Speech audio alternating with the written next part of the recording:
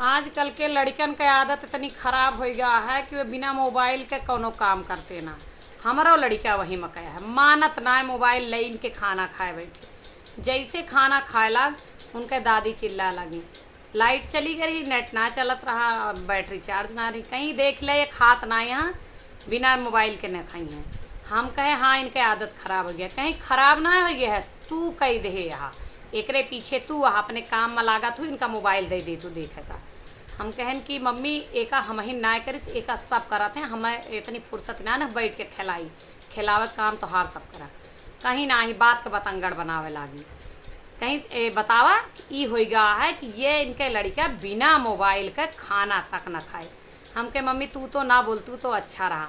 हमार तो 8 साल का लड़का है, 6 साल का, जौन की बिना मोबाइल के ना खाए पाता है। और त्योहार देखा जवन की 35 साल का है, 34 साल का, बिना मोबाइल का टट्टी ना जाता। हमें समझा